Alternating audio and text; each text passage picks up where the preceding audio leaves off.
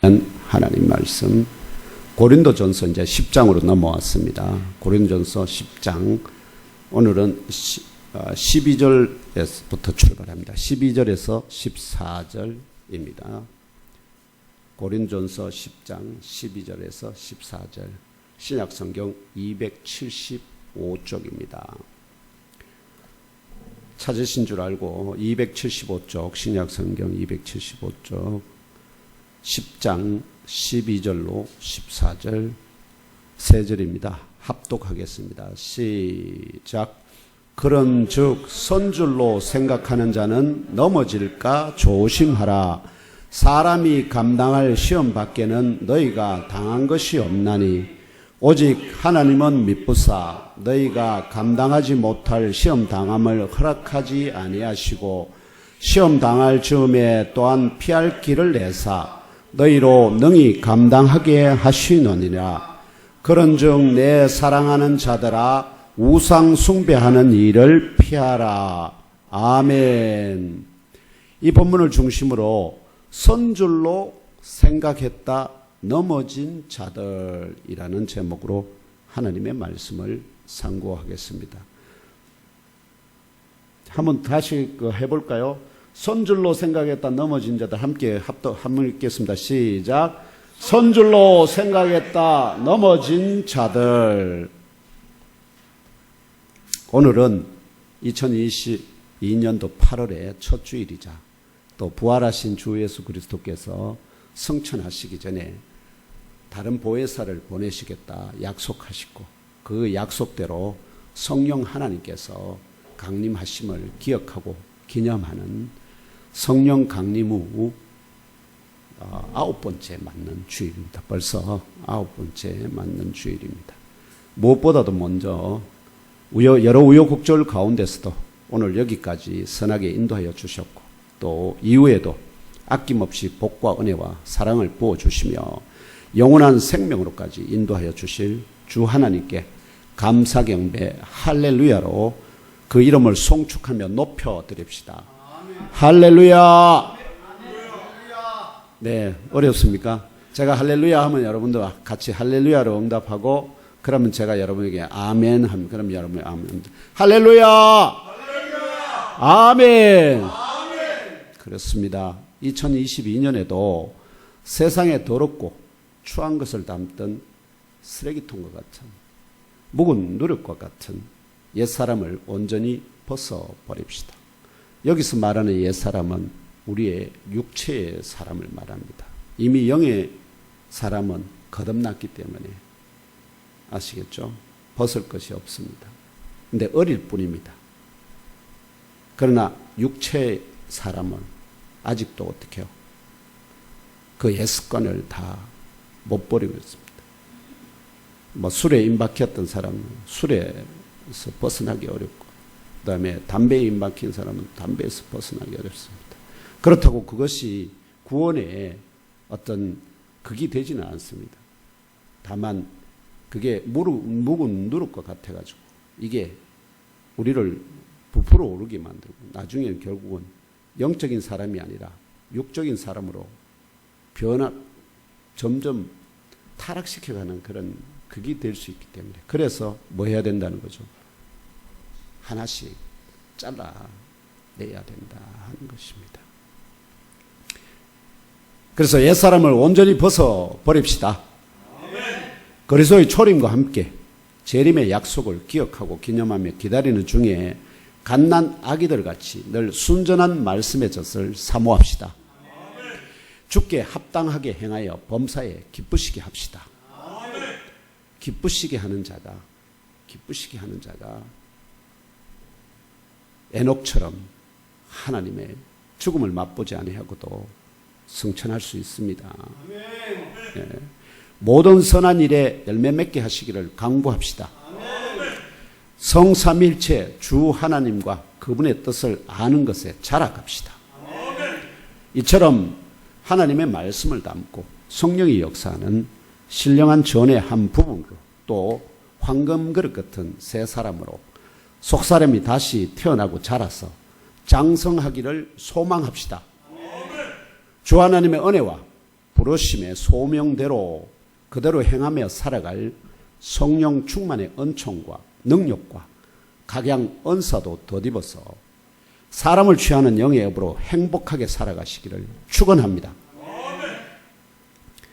앞선 고린전서 9장에서 고린도 지역교회의 개척자 바울은 자신을 향하여서 주 예수 그리스도로부터 친히 택함을 입고 주 하나님께 그리스도의 복음을 그다음 주 하나님께서 택한 자들에게 보내심을 받은 사도, 곧 다른 말로 하면은 그리스도의 복음을 기록한 친서를 가지고 이거 가서 전달하는 이런 영광스러운, 근데 동시에 위험한 사명입니다.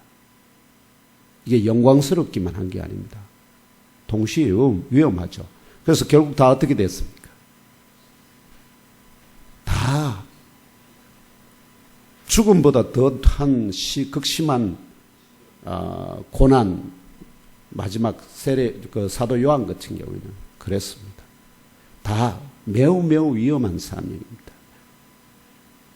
그런데 영광스러운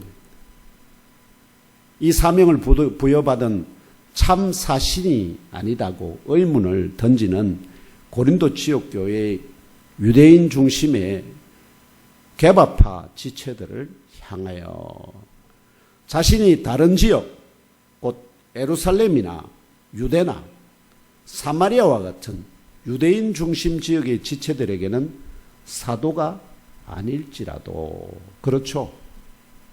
바울은 유대인 중심 지역에서 교회를 개척한 적이 없습니다. 그러나 최소한도 자신이 직접 그리스도의 복음을 전달할 때 이를 듣고 믿고 그리스도를 자신의 주인으로 영접함으로 새롭게 개척된 고린도 지역교회의 지체들이 바울 자신을 사도로 공인하는 주 하나님의 친서의 인장이다, 도장이다, 직인이다, 이렇게 정언함으로 자신의 사도권에 대한 의문이 근거 없음을 변론합니다. 이후에 사도 바울은 복음 전도자의 모범적 자세를 세 가지로 제시합니다. 어떤 자가 진짜로 전 복음 전도자인가, 모범적인 복음 전도자인가 하는 첫째 자세, 주 예수 그리스도로부터 친히 보내심을 받았던, 또 보내심을 받은 자에 의해서 세워졌던 자의로 헌신하던 복음 전도자에게 부여된 당연하고 합당한 권리가 몇 가지 있다 했습니까? 세 가지 있다고 말씀드렸죠. 그 세 가지 권리를 거기에 집중하지 아니하고 뭐에만? 사명에만 집중하는 것입니다. 사명에만 집중. 나머지 모든 것은 주 하나님께서 여러 가지 귀한 모습으로 사람을 보내든지 천사를 보내든지 무슨 희한한 방법을 동원해서 선을 이루실 것을 전적으로 믿기 때문에 뭐에만 집중한다는 거죠? 사명에만 집중한다는 거예요. 나머지는 하나님께 맡겨야 됩니다. 최소한 복음 전도자는 자기가 모범적인 복음 전도자라면 그렇게 하는 것이 당연하다는 것입니다. 이게 첫 번째 중요합니다. 그래서 사역자가 사역을 하면서 성도들이 숫자가 많니 적니 이런 게 문제가 안 되죠. 한 영혼이라도 하나님 앞에 올려드리면 하나님 기쁘시니까 그 한 영혼을 위해서 3천이 모이는 것 같은 그런 성도들 앞에 설교하듯이 말씀을 진리를 파고 분별해서 올려드린 게 당연하지 않겠습니까? 3천 모인 때는 죽자 사자 파고 한 명 모이면 그냥 읽고 마칩시다 이러면 곤란하지 않겠습니까? 그런 사역자 주님께서 3천에게 보내주시겠습니까? 한 명을 3천처럼 대하면 그 사람 3천 안 붙여주시겠습니까? 그게 당연하죠. 그래서 권리가 아닌 사명에만 집중해야 한다 하는 것입니다. 둘째 자세. 복음 전도자는 더 많은 사람을 얻기 위해서 끊임없이 노력해야 됩니다. 더 많은 사람을 얻기 위해서 어떻게 하든 더 많은 사람을 얻기. 바울처럼 어떻게 해요? 유대인에게 유대인에게처럼 율법 없는 자는 율법 없는 처럼 자기가 자유인이지만 마치 그 사람들의 종이 된 것처럼 오리를 가자 하는데 십리를 가고 겉옷을 달라 속옷을 달라 하는데 겉옷까지 좁고 오른뺨을 떼는데 왼뺨까지 갖다 대고 이렇게 해서 그 사람을 어떻게 해요? 감동을 시켜서든지 어떻게 하든지 전하는 복음이 야 정말 당신 같은 믿는 사람 정말 처음 본다. 당신 한번 미친 것 같아 하면서 자기도 그럼 나도 한번 미쳐볼까 이렇게 감동을 주는 그런 전도자가 되어야 한다는 것입니다.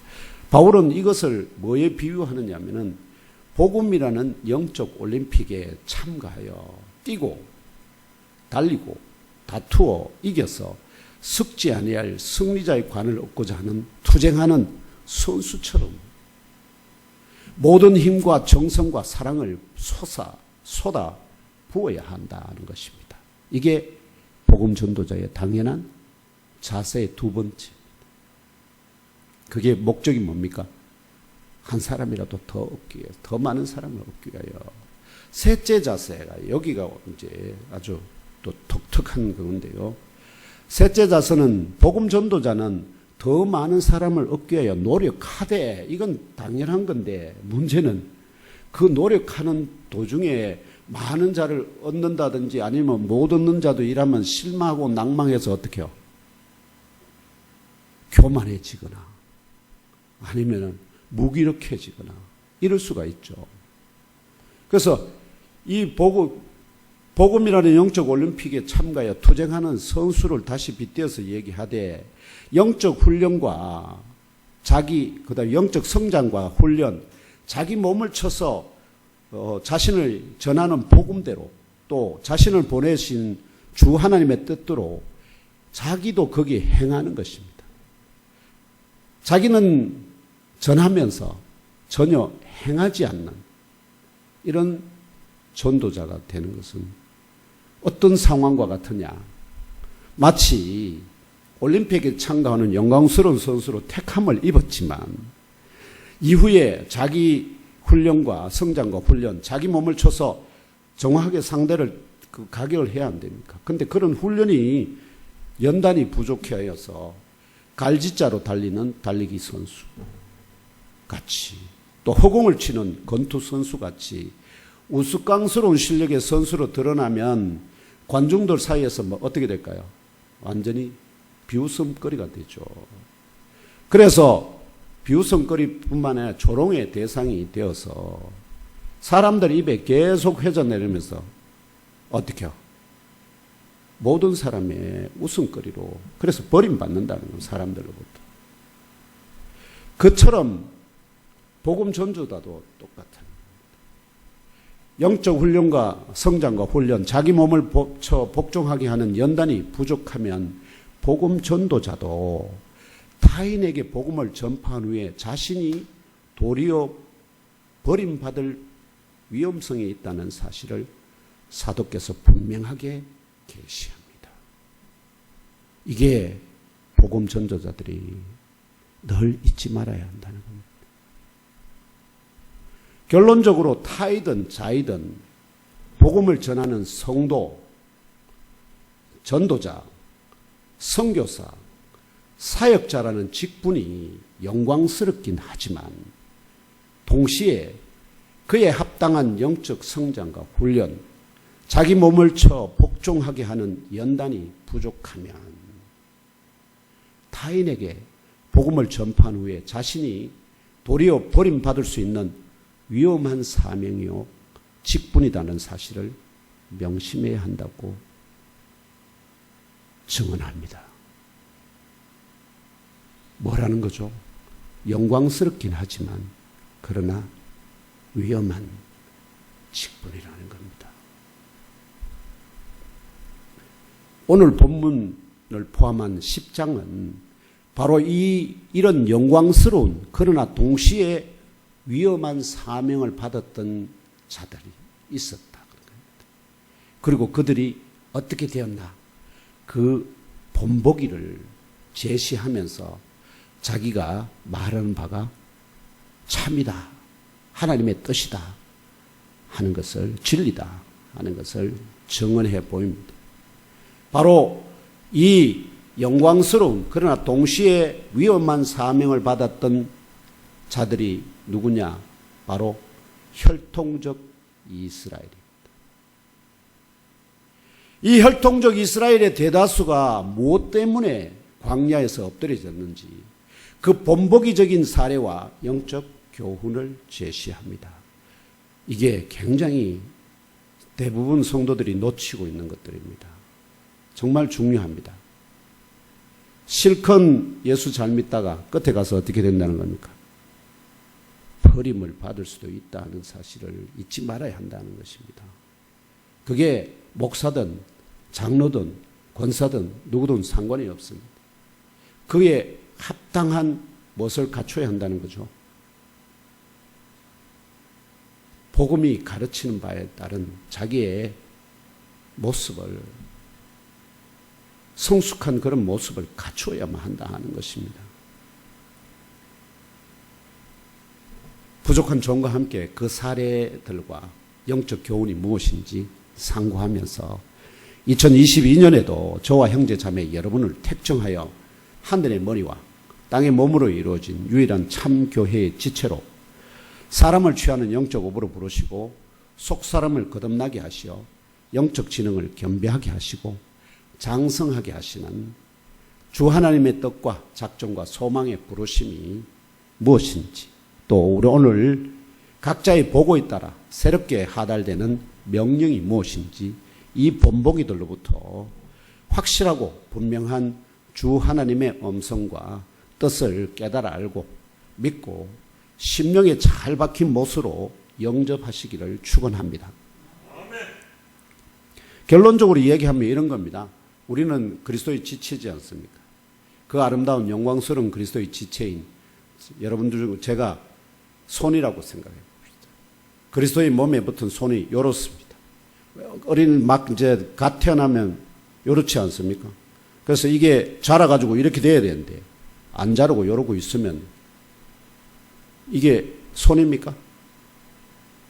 손은 손이죠. 쓸모가 없어요. 쓸모가 없어요. 그러면 하나님이 이거 어떻게 해야 될까요? 자라게 해서 이렇게 하든지 아니면 수술해서 잘라내서 새로운 손을 붙이시든지 뭔 일을 하지 않겠습니까? 그렇게 생각하시면 딱 맞습니다. 자라지 못하면, 온전하지 못하면 어떻게 해요? 쓸모가 없어진다. 버림받는다 하는 것입니다. 저도 이 설교를 준비하면서 정말 그동안 하나님이 한 번 택한 자들을 절대 어떻게 한다고요? 버리지 않는다고. 그럼 버리지 않습니다. 주님은 버리지 않습니다. 문제는 어떻게 해요? 주님이 버리는 게 아니라 스스로 자기가 버림을 당하도록 뛰쳐나간다는 거죠. 이게 문제죠. 오늘 본문 12절에 주 예수 그리스도의 복음을 이방인들에게 전달하도록 보내심을 받은 사도 바울은 자신의 사도권을 비판하는 고린도 지역교회의 지체들을 향하여 그런즉 선줄로 생각하는 자는 넘어질까 조심하라 경고합니다. 선줄로 생각하는 자들 넘어질까 조심하라. 아시죠? 우리가 이렇게 길을 걸어가다가 무의식적으로 걸어가다 보면 어떻게 해요? 문턱이나 이런 데 걸려가지고 아이고 넘어질 뻔하지 않습니까? 사형수 얘기 아십니까? 사형수가 사형 집행하러 이제 가는데 길을 그 문을 지나가다가 걸려서 넘어졌습니다. 그래가 아이고 죽을 뻔했네. 이렇게 말하는 것과 비슷한 느낌입니다. 아시겠죠? 그래서 뭐 해야 된다는 거죠? 사형 집행 당하는 가는 과정 속에서라도 뭐 해야 된다는 겁니다. 조심해야 된다는 건 조심. 당연하다는 거죠. 영적으로도 동일하다 하는 것입니다. 선줄로 생각하는 자는 누구를 암시할까요? 당장 여러분들은 누구를 암시할까요? 자기들을 주님의 뜻에 비판하는 자들이라고 당장 생각하기 쉽지 않습니까?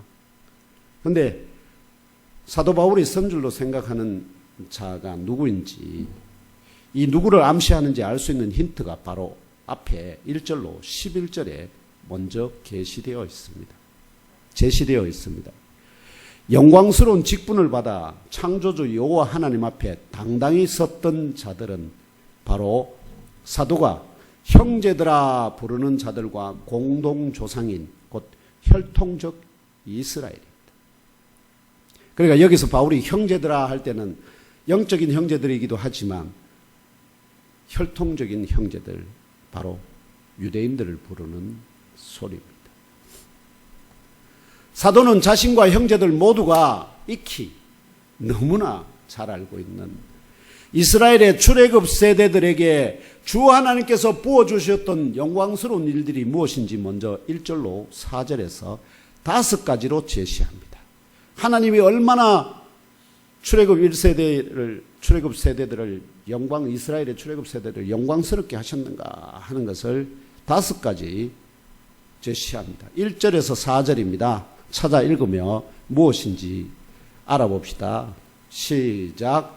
형제들아, 나는 너희가 알지 못하기를 원하지 아니하노니 우리 조상들이 다 구름 아래에 있고 바다 가운데로 지나며 모세에게 속하여 다 구름과 바다에서 세례를 받고 다 같은 신령한 음식을 먹으며 다 같은 신령한 음료를 마셨으니 이는 그들을 따르는 신령한 반석으로부터 마셨으며 그 반석은 곧 그리스도시라. 아멘.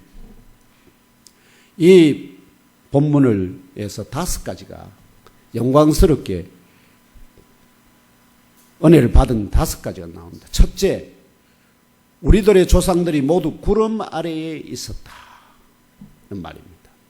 왜냐하면 주 하나님께서 출애굽한 이스라엘 조상들 위에 구름을 넓게 펴서, 아시죠? 200만이나 되거든요. 그러면 그 퍼진 그 영역이 얼마나 되겠습니까?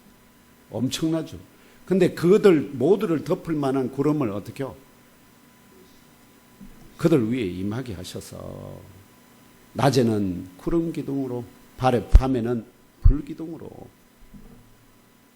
추워 죽지도 얼어 죽지도 뜨거워 죽지도 아니하더라. 이렇게 다, 즉 그들이 서서 있도록, 아시죠? 서 있도록, 넘어진다는 것은 곧 죽는다는 것을 합니다. 죽지 않도록 보존하셨다 하는 것입니다. 그걸 우리 조상들이 모두 구름 아래에 있었다. 세상에 이런 권능을 입은 백성이 어디 있느냐, 이런 뜻입니다. 이런 자들이 세상에 어디 있느냐. 나중에 이 비슷한 사례가 요나가 있죠. 요나가 그냥 박넝쿨 그럼 박넝쿨이었지 않습니까? 근데 이렇게 구름을 그들 위에 덮어서 보존한 사례는 역사에서 유일하게 오직 이스라엘의 출애굽 세대밖에 없습니다. 그런 영광을 입었다. 둘째, 우리들의 조상들이 모두 바다 가운데로 지났다. 이것도 누가 그럴 수 있습니까? 역사에 누가 홍해 바다를 한가운데를 지나서 어떻게요? 그 길을 살아서 건넵니까? 걸어서. 왜냐하면 주 하나님께서 우리들의 조상들 앞에 막혀있던 홍해 바다가 갈라져서 양쪽에 벽이 되게 하셔서 바다 가운데 길을 내심으로 바다에 빠져 넘어지지 않게, 곧 죽지 않게 하셨다는 의미입니다. 이런 영광을 덧입은 자가, 백성이 누가 있느냐, 이런 것입니다. 셋째가 우리들의 조상들이 모세에게 속하여 다 구름과 바다에서 세례를 받았다 하는 것입니다. 세례를 받았다. 세례 혹은 침례의 영적 의미가 무엇인지 아십니까? 세례 혹은 침례의 영적 의미는 죄와 사망에 종되었던 우리의 옛사람이 물에 빠져 죽고 주 하나님의 자유한 백성으로, 새 사람으로 다시 태어났다, 곧 중생했음을 인쳐주는 기독교의 핵심 예식의 하나입니다. 핵심 예식이 두 개죠. 하나는 성만찬, 다른 하나는 세례입니다. 세례. 이 두 핵심 예식의 하나가 바로 세례입니다. 이처럼 하나님께서는 이미 출애굽한 이스라엘의 출애굽한 세대들에게, 조상들에게 뭘 베풀었다는 겁니까? 이미 신약의 세례에 해당하는 그런 은혜를 베푸셨다는 거죠. 왜냐하면 주 하나님께서 광야의 구름 아래 또 홍해 바다 가운데를 지나가게 하신 상징적인 의미가 바로, 아시죠? 구름 가운데 있는 것도 죽지 않게 막았지 않습니까? 구름 가운데서, 그래서 원래는 죽어야 되는데 죽지 하시고, 이게 마치 구름 가운데서 받은 세례라고 표현하고 있는 겁니다. 애굽의 종되었던 혈통적 이스라엘이 광야에서 또 홍해 바다 가운데 빠져 죽고 주 하나님의 자유한 백성으로 다시 태어나고 거룩하게 구별되었다는 징표, 곧 세례라는 것입니다. 세례라는 것입니다. 결국은 홍해를 건너므로 해서 결국은 이 바로에, 그죠? 다시 잡아서 그들의 종을 삼으려 하는 그들로부터 완벽한, 완전한 자유를 쟁취하지 않습니다. 그렇기 때문에 그게 확실한 세례죠. 사도는 이 구름 아래에 있던 것까지도 세례로 본다 하는 것입니다. 얼마나 깊은 영적인 안목으로 이 모든 역사를 보고 있는 것입니다. 넷째가 우리들의 조상들이 다 같은 신령한 음식을 먹었다. 이는 우리들의 조상들이 출애굽 당시에 가지고 나왔던 육적인 음식이 모두 소진되어 굶주려 죽을 수밖에 없었던 광야에서 주 하나님께서 하늘에서 뭘 내리셨습니까? 만나. 이 만나를 백성들이 친 텐트 주위에 날마다 서비스하셨습니다. 자기들이 가서 어디 가서 막 캐오는 게 아닙니다. 어떻게요? 새벽에, 아침에, 저녁에, 밤에 자고 나면은 텐트 주변에 쫙 이렇게 가서 그냥 어떻게요? 수확하면 됩니다. 그런데 희한하게 욕심 많은 사람은 막 많이 모았는데 나중에 다 재보면은 딱 하루 생활에 필요한 것밖에 안 남는다는 것. 희한한 일이죠. 이게 보통 음식입니까? 그래서 바울은 이것을 뭐라고, 무슨 음식이라 한다고요? 이걸 신령한 음식이라.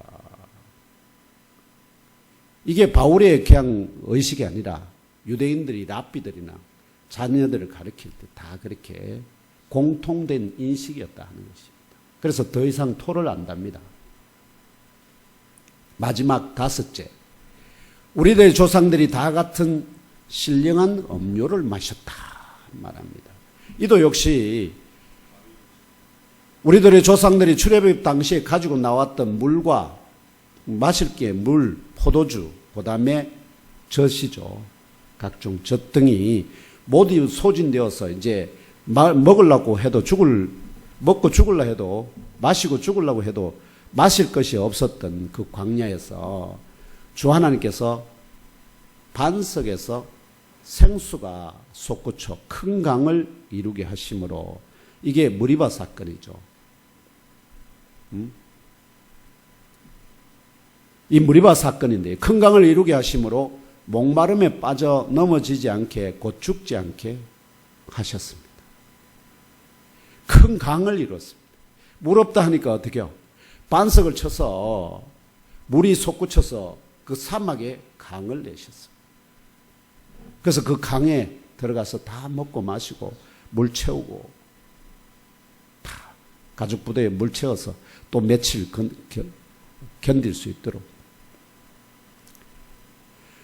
사도께서는 이 반석에서 솟구쳐 올라 큰 강을 이룬 생수를 신령한 음료로 칭하는 근거는 바로 생수의 근원, 곧 이 반석이 바로 구약의 여호와 하나님, 신약의 그리스도라는 영적인 반석이기 때문이다.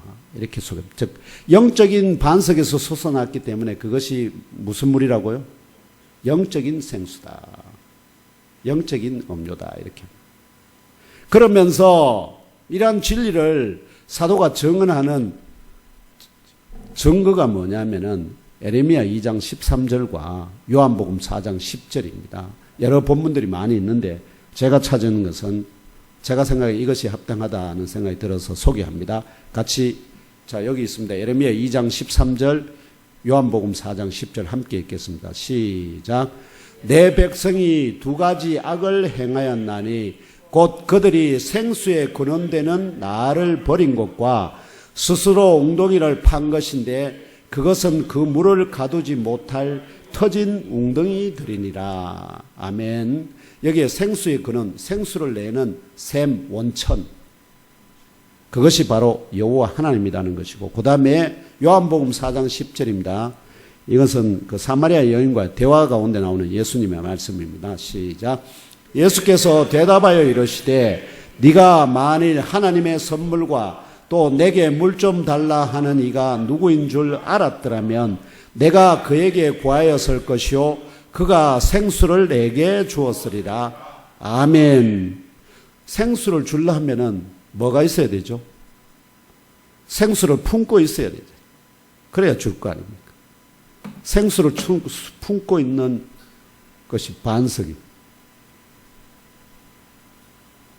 그래서 이걸 근거로 해서 하나님 자신이 곧 뭐가 된다고요? 그리스도 자신이 생수의 근원, 반석이시다. 그런데 이 반석이 결국은 왜 동행했다고 하느냐?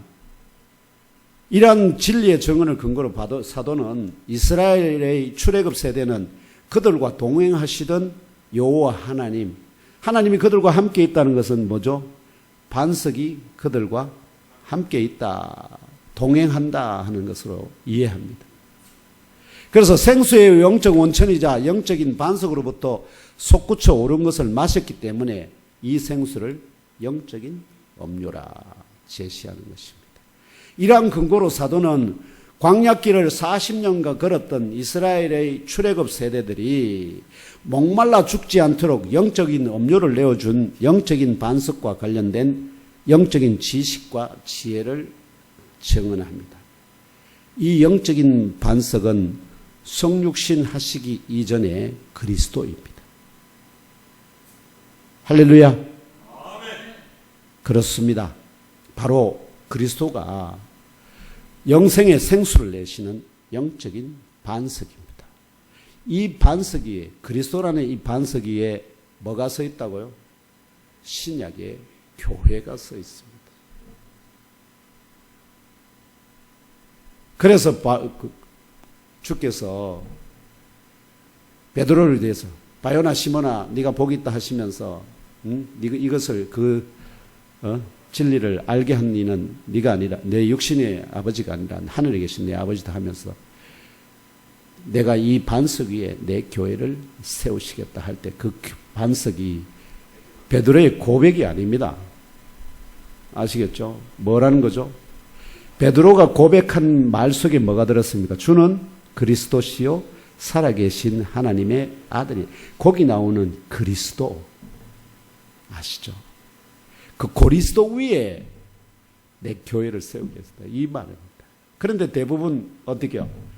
베드로의 신앙 고백 위에 이걸 세우시나 이렇게 착각을 합니다.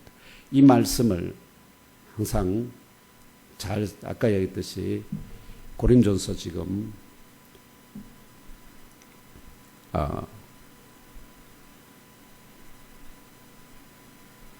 바로 오늘 주신 그 말씀처럼 영적인 음료를 내는 그 물이 바로 반석이 바로 그리스도다 하는 것입니다. 이게 영적인 지혜와 지식에 속하는 것입니다. 이처럼 자 이렇게 영광스러운 거예요. 5가지나 영광스러운 바울이 이외에도 많은 것을 얘기할 수 있겠지만 대표적인 사례로 5가지를 들었습니다. 이렇게 애굽에 종되었던 옛사람은 죽고 하나님의 백성으로 거듭나는 세례를 받고요. 그에 합당한 영적인 하늘의 백성이 되었으니까 뭘 먹어야 됩니까? 신령한 음식을 먹고 신령한 음료를 마시는 영광스러운 백성들로 구별함을 받았다는 확고한 마음, 확고한 확신을 가졌던, 이 확고한 마음, 확신을 가졌던 이걸 뭐라고 그러냐면은 서 있다, 이렇게. 서 있다. 이 서 있다 생각했던 이스라엘의 출애굽 세대들의 대다수를 그들이 그렇게 생각했습니다. 야, 우리 이제 진짜 끝났다, 살만하다, 이제 세계 저런 능력이 하나님이 우리를 이끄신데 뭐 우리가 먼 세상에 못할 일이 있겠어. 그렇게 섰다는 거죠. 그렇게 생각했던 이스라엘의 출애굽 세대들의 대다수를 주 하나님께서 기뻐하지 아니하셨다, 5절에서 증언하며, 사도는 그 증언의 근거로서 그들이 광야 안에서 넘어졌기 때문이다 밝힙니다. 그 광야 안에서 넘어진 것이, 그들이 넘어진 것이 곧 뭐라는 거죠? 그들이 섰다고 생각했다가 넘어졌다는 것입니다. 넘어졌다는 것입니다. 그걸 지금 본보기로 제시하면서 자기를 비판하는 자들에 대해서 지금 경고를 날리고 있는 겁니다. 그게 하나님의, 왜냐하면 바울 옆에 그리스도께서 함께 계신다는 걸 여러분 염두에 두셔야 합니다. 감옥에 계실 때, 갇혀 있을 때 주께서 그 옆에 오셔가지고 걱정하지 마,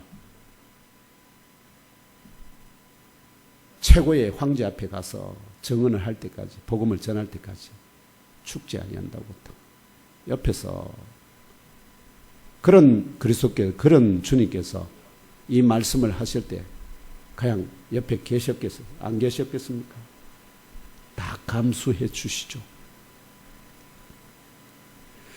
이어지는 6절로부터 11절에서 사도는 영광스러운 하나님의 백성으로 구별함을 받아 서 있다 생각했던 이스라엘의 출애굽 세대들의 대다수를 광야 안에서 넘어지게 만든 4가지 영적인 걸림돌에 관하여 계시하며 우리들에게 본보기로 삼을 것을 권면합니다. 또 명령하기도 합니다. 본보기로 삼으라 하는 것입니다. 4가지 영적인 걸림돌을 제시하기 전인 6절과 제시한 후인 11절에 사도는 구약의 이 사례들이 기록된 이유와 목적이 이스라엘의 후대들과 영적인 이스라엘로 구별함을 받은 우리를 모두를 향한 본보기임을 증언합니다. 6절에서 11절에서 6절을 함께 읽으면 알아봅시다. 시작. 이러한 일은 우리의 본보기가 되어 우리로 하여금 그들이 악을 즐겨한 것 같이 즐겨하는 자가 되지 않게 하려 함이리. 아멘. 결과적으로 영적으로 서 있다 생각했던 지체가 4가지 영적 걸림돌에 넘어지는 것은 자신이 조심하지 않을 뿐만 아니라 자신이 결국은 악한 것을 오히려 갈망하는 자다고 드러내는 증거라는 것입니다. 아시겠습니까? 이 4가지 영적인 걸림돌에 넘어지는 것은 자기 속에 무엇을, 하나님의 영적인 것보다 뭐를 더, 하나님과 다른 것을 더 좋아한다, 이런 뜻입니다. 첫째 영적 걸림돌은 우상 숭배입니다. 바로 출애굽 32장이 증언하는 이스라엘의 출애굽 세대가 도착하여 1년간 머물던 시내산 아래에서 벌어진 황금 송아지 우상 숭배 사건이죠. 이 사건으로 모세의 명령을 따라 선줄로 생각했던 백성들 가운데 3,000명가량이 레위 자손들의 칼에 넘어졌습니다. 하나님 편의 선자들을 다 오라니까 레위 족속들이 다 모세에게 나왔어요. 그래서 레위 족속들에게 전부 다 칼을 들고 너희 형제들을 쳐라 해서 그날에 3,000을 죽였습니다. 그러고 나서 모세가 레위 백성들을 뭘로 삼죠? 제사장, 하나님의 집을 섬기는, 전적으로 제단을 섬기는 자들로 삼게 됩니다. 그래서 더 이상 그들은 어떻게요? 다른 노동이나 이걸로 세금을 내지 않는 자들이 됩니다. 이에 사도는 형제들을 향해서, 지금 자기를 비판하는 형제들을 향하여서 이들과 같은 우상 숭배자가 되지 말라 명령합니다. 이때 당시에 아시죠? 고린도 지역에는 우상들이 넘쳤습니다. 그리고 유대인들 중에 지식이 있는 사람은 저 우상은 순뻥이기 때문에 어떻게 해요? 그냥 아무런 능력 없거든 가서 먹어도 돼 하면서 어떻게 해요? 먹는 사람들도 있었습니다. 그거에 대해서 사도가 말하는 게 아닙니다. 그것이 우상이 바쳐준 걸인 줄 알면서도 어떻게 해요? 자기들의 기득권을 유지하기 위해서 유대인들이 회당을 중심으로 활동하니까 그러면 그 지역 유대인들하고 그 지역 사람들하고 어떻게 해요? 유대 관계가 좋아야 되죠. 그런 관계 속에서 뭐 한다는 겁니까? 조금 뭐 그런 일이 있어도 넘어간다는 것입니다. 둘째 영적 걸림돌은 음행입니다. 바로 민수기 25장이 정언하는 바 약속의 땅을 목전에 두고 머물렀던 모압 평지에서 이스라엘의 출애굽 2세대의 선줄로 생각했던 지휘관들과 그 휘하 병사들이 모압 여인들의 미혹에 따라 바알 부올의 우상 숭배와 음행에 넘어지고 말았습니다. 이 사건으로 인하여서 악한 연병이 백성들 가운데 일어났습니다. 모세도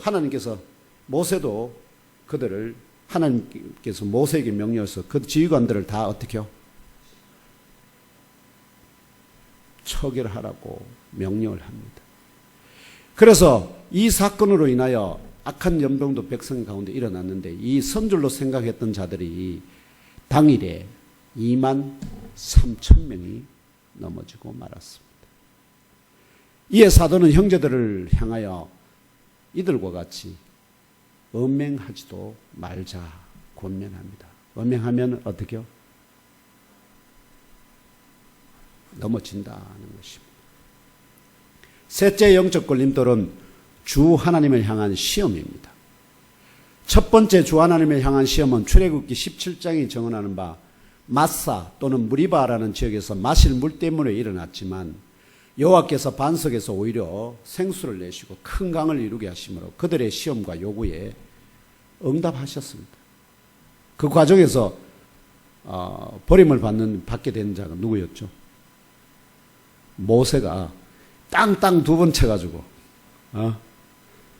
내가 너희 하나님이냐 하면서 그렇지만 모세가 버림받았다는 그건 거기 가나안 땅을 들어가지 못한다는 것이지 주님 앞에 종으로서 서임을 또는 하나님의 백성으로서의 어떤 벗어남은 아닙니다. 그러나 민수기 21장이 정언하는 바 에돔 족속들이 출애굽 이스라엘 세대들이 그 모압 평지로 가려면 에돔 땅을 지나가면 직선 아닙니까? 근데 에돔 족속들이 어떻게 하죠? 절대 안 돼. 그러니까 하나님께서 뭐 합니까? 싸우지 마라. 그래서 삥 돌아서 가게 하니까 이걸 삥 돌아가려 하니까 어떻게 해요? 빨리 가고 싶은데 삥 돌아가니까 성질이 뭐같이 나가지고 뭐 합니까? 그 길을 돌아가는 거죠. 그들이 또다시 먹을 것도 마실 것도 없다며 여호와를 원망하며 또다시 시험합니다.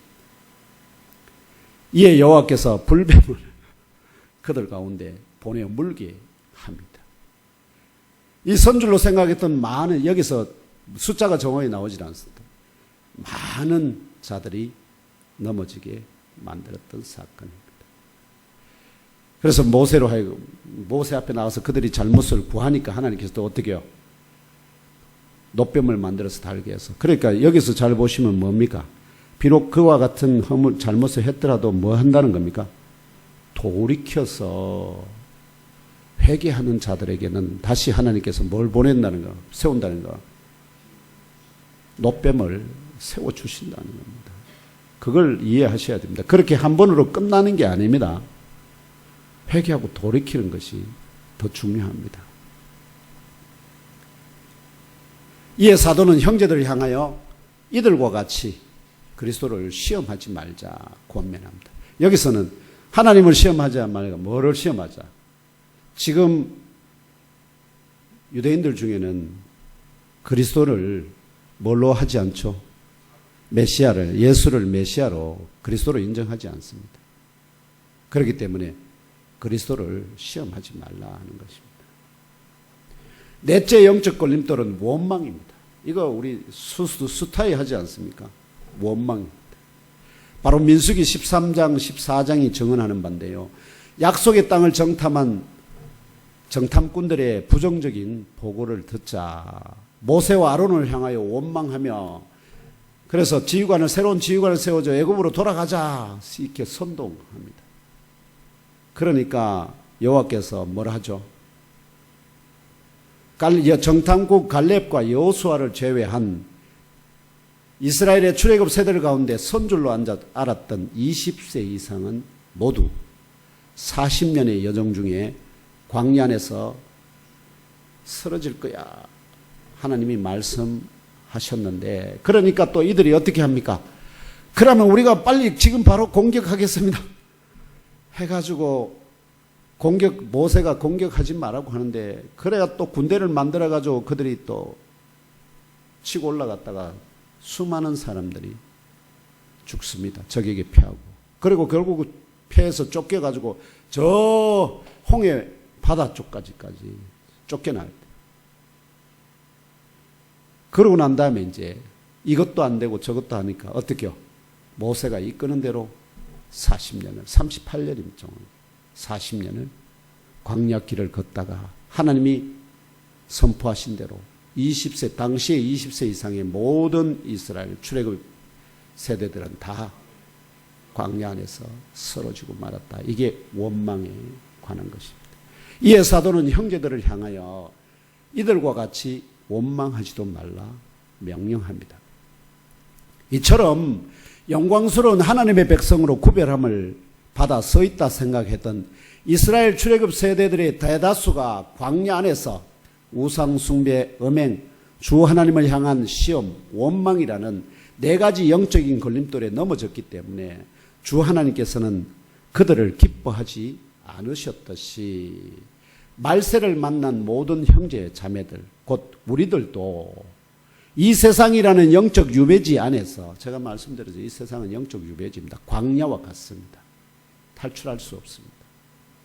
이 영적 유배지 안에서 우상 숭배, 음행, 주 하나님을 향한 시험, 원망이라는 네 가지 영적인 걸림돌에 넘어진다면 기뻐하지 않으신다는 증언입니다. 혹시라도 그런 일이 자신도 모르게 일어났다면 어떻게 하라는 거죠? 빨리 회개하고 돌이키라. 용서를 구하라 하는 것입니다.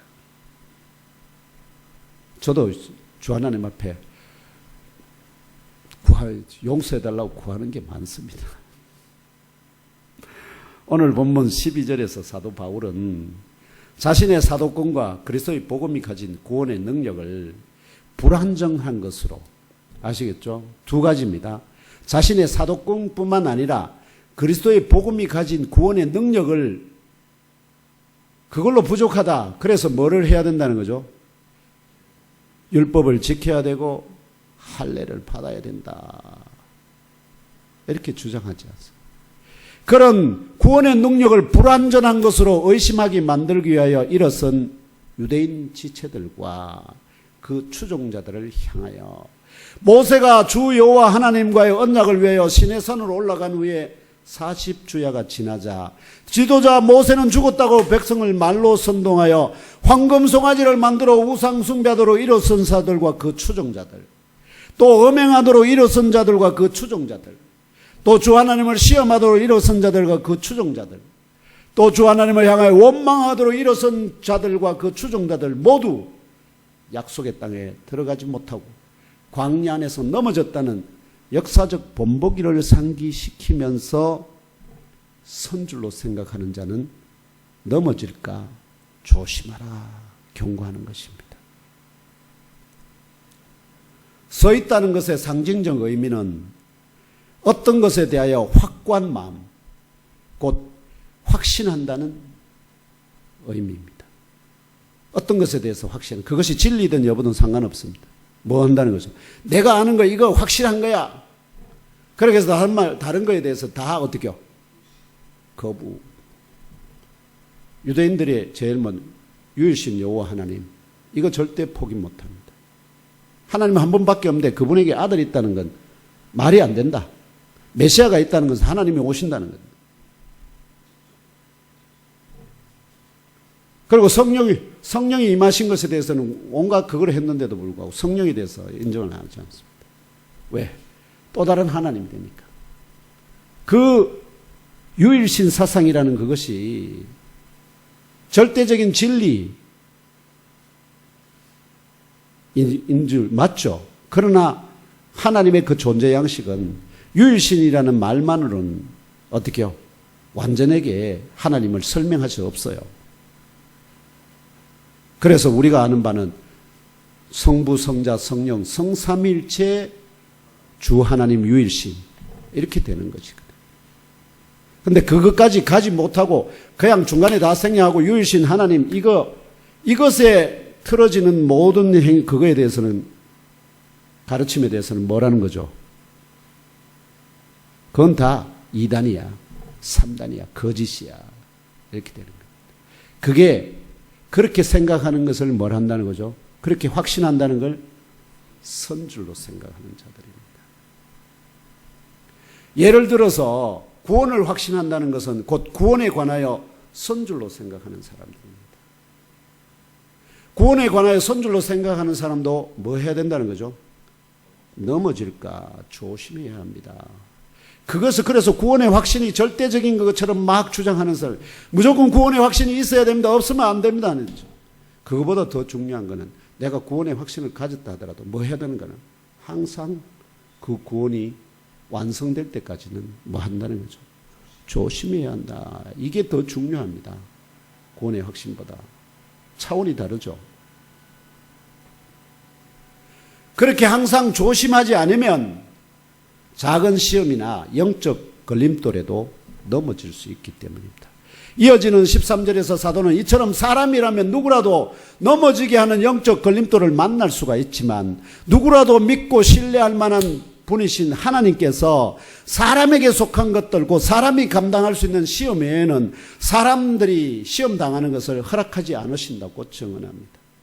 욥기를 보시면 그렇지만 다른 건 다 시험하게 하지만 뭐는 시험하게 하지 못합니다. 뭐는 생명은 핵심이 우리에게 생명 아닙니까? 생명은 절대 손댈 수가 없습니다. 어떤 시험하는 자도. 그게 하나님께서 뭐 하다는 거죠? 하나님은 믿을 만한 분이시다. 그분을 믿는 자들에게는 어떻게 해요? 그분을 믿고 따르는 자들에게는 그런 인간이 감당하지 못할 시험 허락하지 않는다. 누가 왜 이 얘기를 하는지 아십니까? 이게 헬라의 신들 나오죠. 신화 속의 신들 나오지 않습니까? 그들은 보면은 인간이 감당할 수 없는 시험을 줍니다. 하데스가 아시죠? 그거에 보면 신화에 보면 하데스가 어떻게 해요? 인간이 도저히 이길 수 없는 뭐를 냅니까? 바닷속에 괴물을 내가지고 모든 걸 다 그래서 파괴시키지 않습니까? 그런데 그걸 인간은 어느 인간도 이길 수가 없어요. 누구만 이길 수 있었습니까? 페르세우스라는 데미갓, 반신 반인 아시겠죠? 그런 하나님은 우리 하나님은 그런 하나님이 아니다는 겁니다. 고린도인들은 헬라 신화에 너무나 익숙하거든요. 그 신이라면 이런 아주 변덕스럽고 이런 게 신인데 우리 하나님은 그런 신이 절대 아니다. 믿고 신뢰할 수 있는 그런 하나님이시다. 신이다. 이걸 지금 증언하는 겁니다. 그래서 우리 보고 뭐 이런 믿고 그 시험에 빠지지 않게 하는 이것만이 아닙니다. 아시겠죠? 헬라 사람들의 사고 속에 있는 신이라는 존재들은 이런 존재들이 그런 변덕스럽고 인간이 감당할 수 없는 시험을 줘가지고 막 인간을 그냥 파멸시키는 이런 존재들이 이런 것에 대한 무엇을 바꿔준다는 겁니까? 인식을 바꿔주기 위해서 얘기하는 겁니다. 많은 분들이 잘못 해석해요, 이게. 이러한 증언에 대한 증거로서 사도는 헬라의 제우스나 포세이돈, 하데스와 같은 신화 속 신들처럼 변덕스럽지 아니하고 그들은 굉장히 변덕스럽습니다. 그래서 마음에 안 들면 뭐 하죠? 기도 많이 안 하면 자기들 재물 예물 바치면 뭐 하죠? 하늘에 비를 안 내립니다. 그래서 전부 다 말라 죽게 만듭니다. 그걸 전부 다 누가 한다고 생각해요? 신들이 한다고 생각해요. 장난해. 아이고 그래서 전부 다 그런 저주를 안 받기 위해서 어떻게 해요? 매년 그냥 넘치는 재물을 갖다 바치면서 뭐 하죠? 제사하죠. 제전을 하죠. 그래서 이런 신들처럼 변덕스럽지 아니하고 믿을 만한 참 신이신 하나님께서는 너희들이 할 수 있는 것을 넘어서 시험 당하는 것을 허락하지 아니하는 분이자 도리어 너희들이 혹시 그런 부족한 말하면 인간에 속하는 시험이라도 이걸 당할 때 함께 감당할 길을 가능하게 하는 것에 속하는 출구를 만드시는 분이시다. 이렇게 얘기합니다. 그래서 우리 하나님은 뭐 할 만한 분이시다? 믿을 만한 분이다.